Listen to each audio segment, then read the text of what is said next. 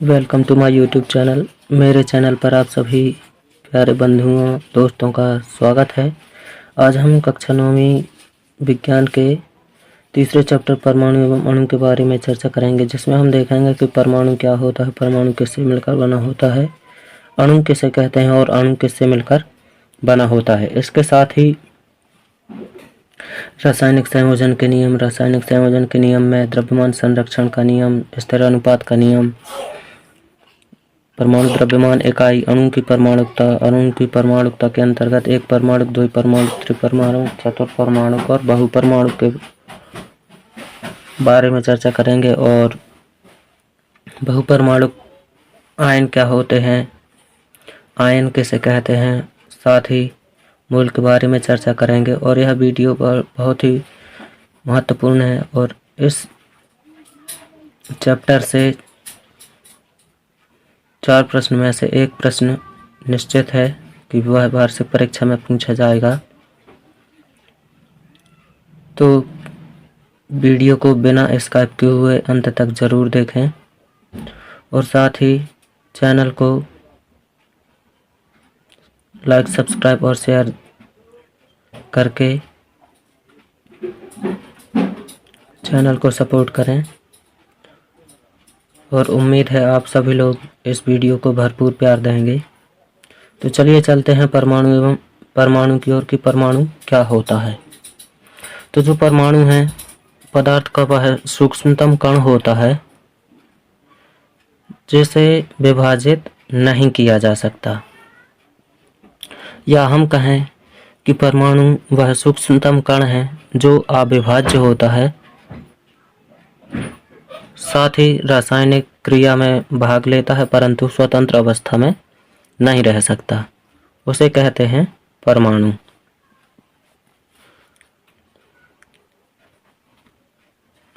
परमाणु वह सूक्ष्मतम कण है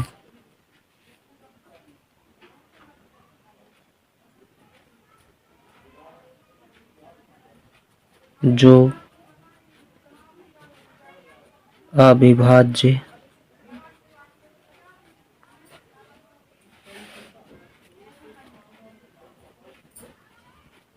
अविभाज्य होता है तथा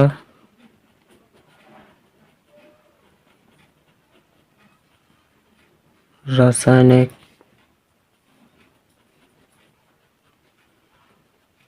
अभिक्रिया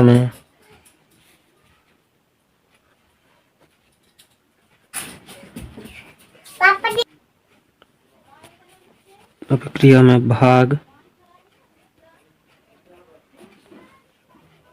लेता है,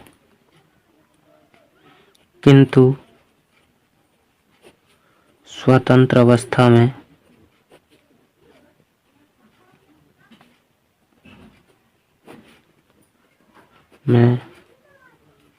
नहीं रह सकता।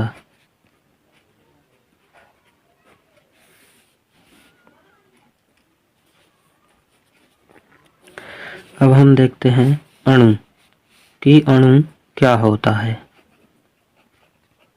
तो जो अणु होता है ये कई प्रकार के परमाणुओं से मिलकर बना होता है। कई परमाणुओं से मिलकर बना होता है, अर्थात इसमें जो अणु होगा उसमें केवल एक ही प्रकार के परमाणु होते हैं। तो एक ही प्रकार के परमाणुओं से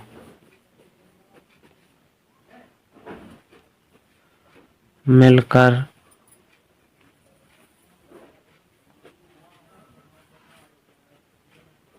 अणु का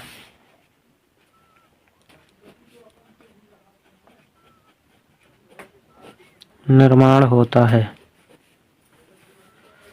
जैसे O3 इसे हम ओजोन के नाम से जानते हैं। तो जो ओजोन है इसमें ऑक्सीजन के 3 अणु मिलकर O3 का निर्माण करते हैं। अब हम देखते हैं द्रव्यमान संरक्षण के नियम। कि द्रव्यमान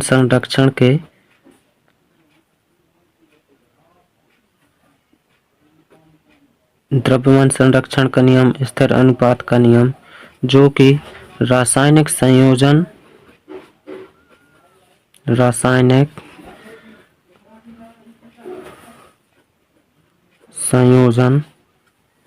के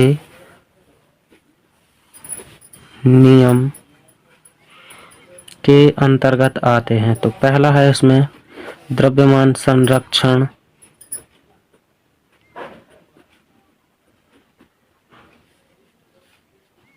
का नियम।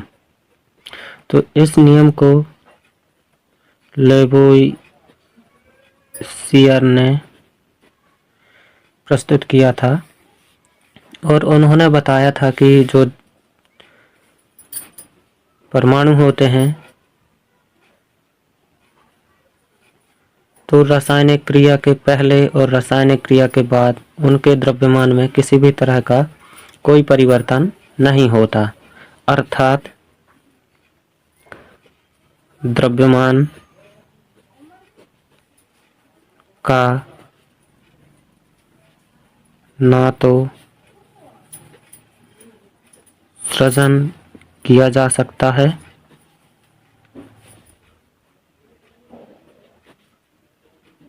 ना ही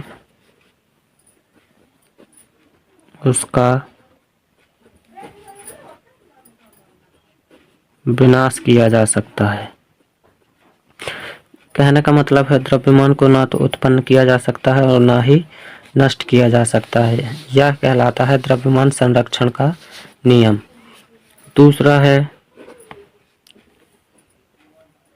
स्थिर अनुपात का नियम। तो स्थिर अनुपात का नियम, इसमें जो यौगिक होते हैं तो यौगिक में उपस्थित जो तत्व हैं वो सभी एक निश्चित द्रव्यमान के अनुपात में होते हैं।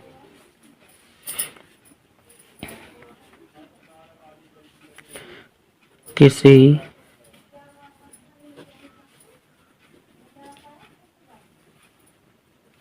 यौगिक में उपस्थित तत्व सदैव एक निश्चित अनुपात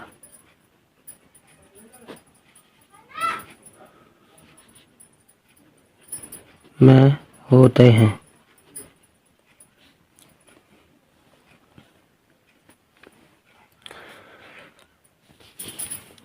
तो परमाणु को अभिव्यक्त करने के लिए डाल्टन ने परमाणु का सिद्धांत दिया था और उन्होंने बताया था कि जो परमाणु होता है वह चाहे तत्व हो, यौगिक हो, मिश्रण हो, सभी सूक्ष्म कणों से बने होते हैं, जिसे परमाणु कहते हैं।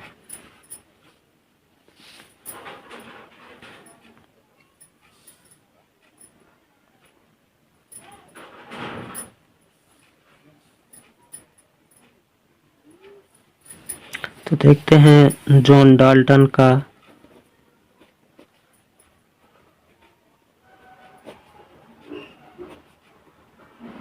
परमाणु सिद्धांत। तो इसके अनुसार जो सभी द्रव्य अर्थात पदार्थ होते हैं, सभी द्रव्य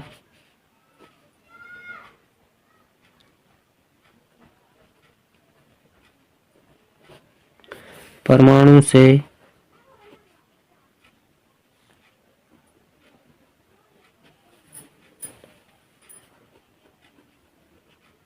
मिलकर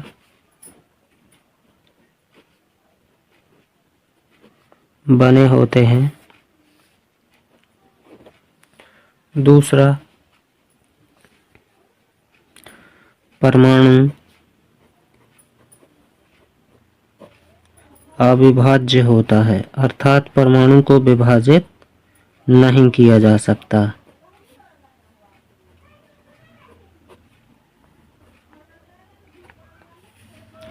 तीसरा,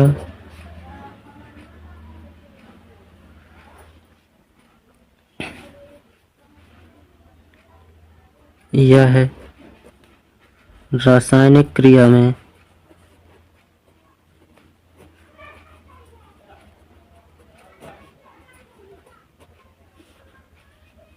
ना तो उत्पन्न किए जा सकते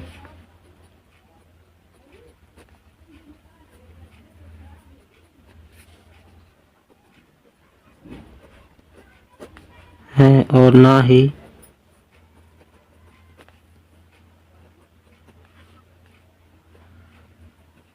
नष्ट किए जा सकते हैं।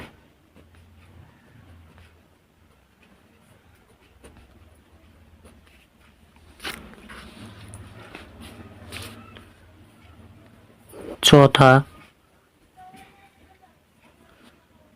सभी परमाणुओं के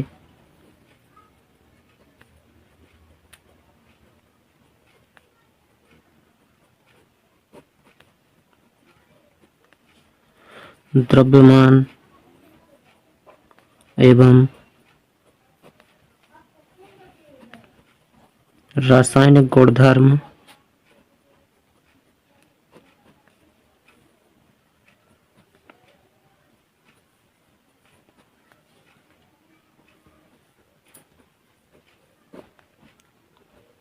समान होते हैं। पांचवा,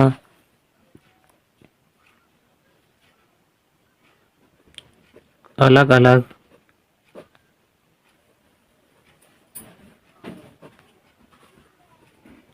परमाणुओं के द्रव्यमान एवं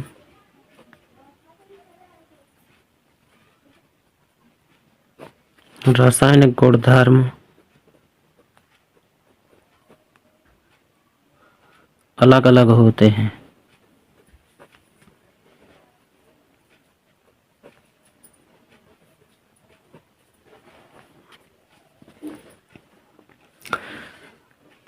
तो ये तो है जॉन डाल्टन का परमाणु सिद्धांत। अब हम बात करते हैं तत्वों के नाम और उनके प्रतीक चिन्हों के बारे में।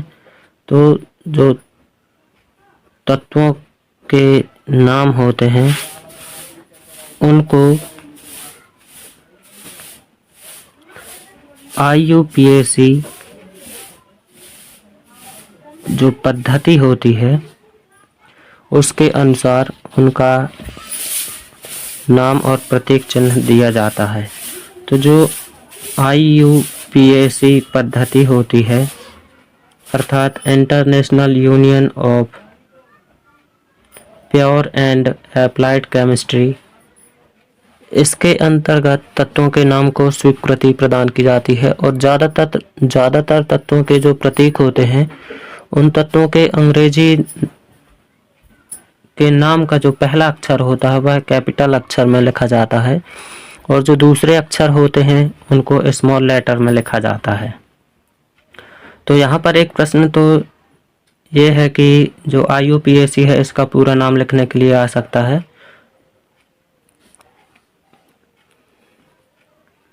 तो IUPAC के अनुसार जैसे सोडियम है तो सोडियम का जो प्रतीक चिन्ह होगा वह Na होगा। तो इसमें जो पहला अक्षर होता है उसे कैपिटल में लिखते हैं, कैपिटल अक्षर में, और जो दूसरे अक्षर होते हैं उनको स्मॉल अक्षर में लिखा जाता है। तो इसका जो प्रतीक चिन्ह है वह Na है। अब हम देखते हैं परमाणु द्रव्यमान इकाई। परमाणु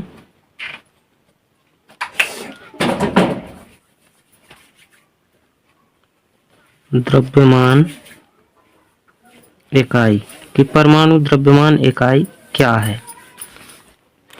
तो जो कार्बन होता है, कार्बन 12 के समस्थानिक, कार्बन 12 के समस्थानिक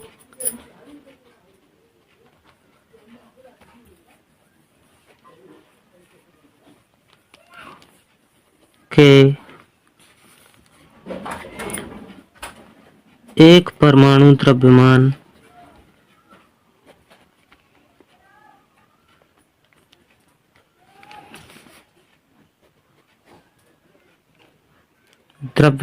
के 1/12 भाग को परमाणु द्रव्यमान इकाई कहते हैं। परमाणु द्रव्यमान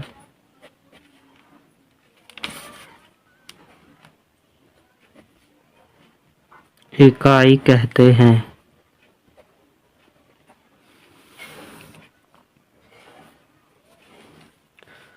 अगला टॉपिक देखते हैं अणु की परमाणुकता कि अणु की परमाणुकता क्या होती है। तो जो हमारे अणु होते हैं, उन अणुओं के निर्माण में भाग लेने वाले परमाणुओं की संख्या को हम अणु की परमाणुकता कहते हैं। या किसी अणु के निर्माण में जितने परमाणु भाग लेते हैं वही उस अणु की परमाणुकता होती है। तो अणु के निर्माण में भाग लेने वाले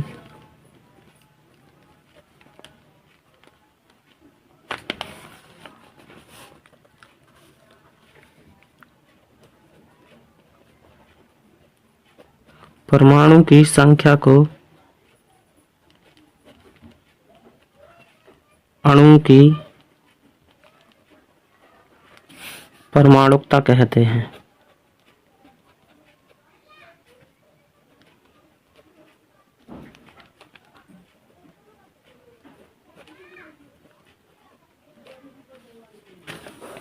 जैसे O2 में ऑक्सीजन के अणु में ऑक्सीजन की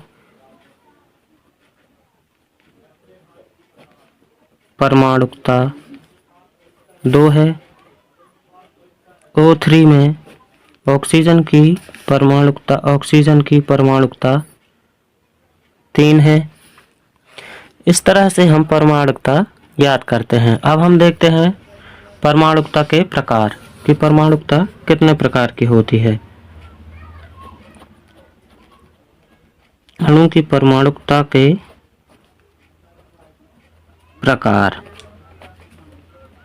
तो इसमें हम देखते हैं पहला एक परमाणु,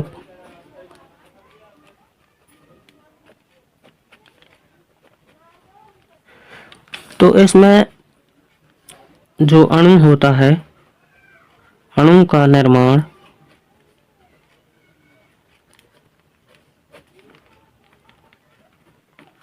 एक परमाणु के द्वारा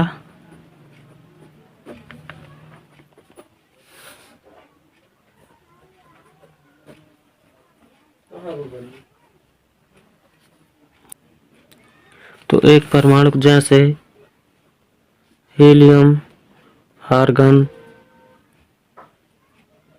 नियॉन, क्रिप्टॉन, ये सब एक परमाणु हैं। अब हम बात करते हैं द्विपरमाणु की। तो जो द्विपरमाणु होते हैं, द्विपरमाणु अणु होते हैं, उनका निर्माण 2 परमाणुओं के द्वारा होता है। जैसे क्लोरीन, ऑक्सीजन, नाइट्रोजन, फ्लोरीन। तीसरा है त्रिपरमाणु तो त्रिपरमाणुक में अणु का जो निर्माण होता है वह 3 परमाणुओं से मिलकर होता है, जैसे है O3 यानी ओजोन। चौथा है चतुर्परमाणुक। तो जो चतुर्परमाणुक होते हैं इसमें अणु का निर्माण 4 परमाणुओं से मिलकर होता है, जैसे है P4 फास्फोरस। और 5वां है बहुपरमाणुक। बहुपरमाणुक जिसमें अणु का निर्माण बहुत से परमाणु मिलकर करते हैं, तो जैसे है सल्फरेट,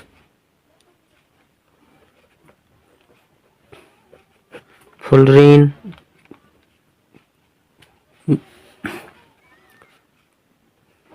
बोरान।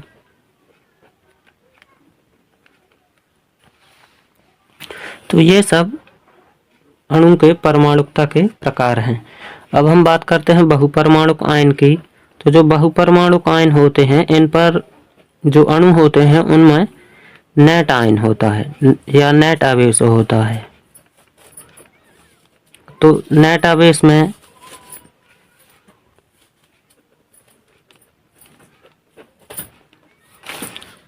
तो परमाणुओं के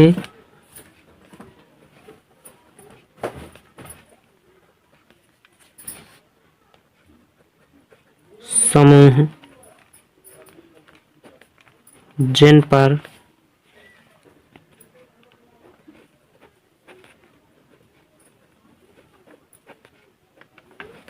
नेट आवेश होता है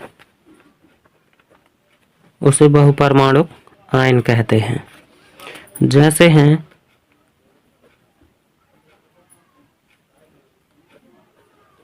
NH4 ammonium plus, CO3 carbonate,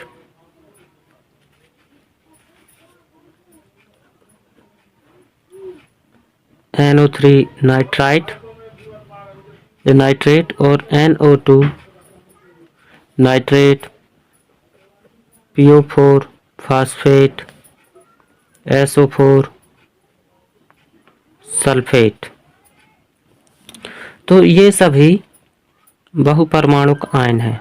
जैसे हम देखें उधर एक्सप्लेन करके कि तो नाइट्रोजन की जो संयोजकता होती है वो 3 होती है और यह स्वभाव से अधातु है, तो इसकी जो संयोजकता होगी वो -3 होगी।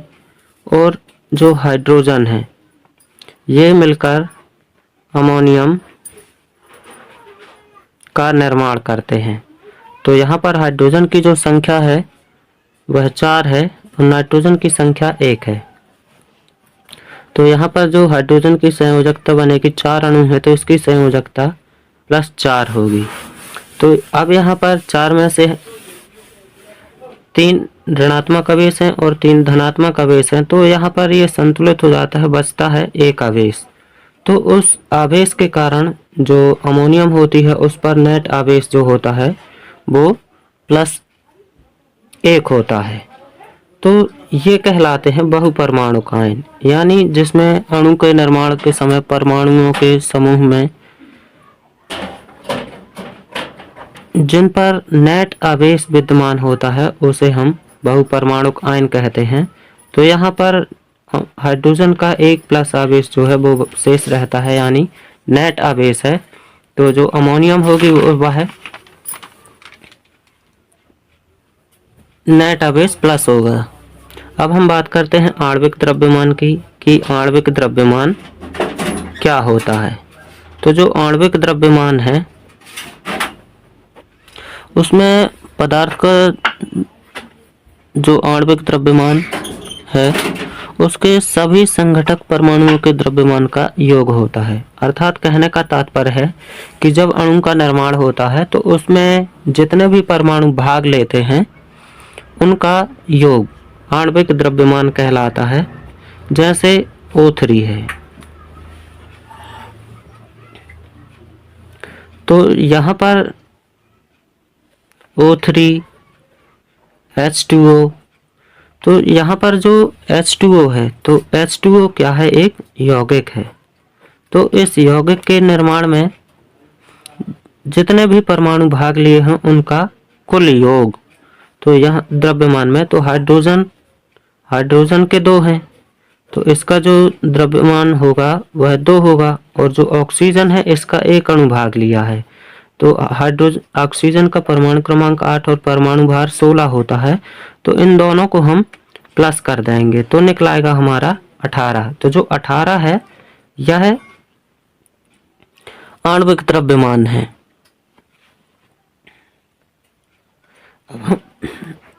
हम देखते हैं मोल कि मोल किसे कहते हैं। तो जो मोल होता है इसमें कणों की संख्या जो होती है निश्चित होती है, चाहे वो किसी भी प्रकार का पदार्थ हो, उन पदार्थों में कणों की संख्या निश्चित होती है, और इसका जो मान होता है वह होता है 6.022 गुणित 10⁻23, ये इसका मान होता है, और इसे एवोगैड्रो संख्या या एवोगैड्रो संख्या भी कहते हैं।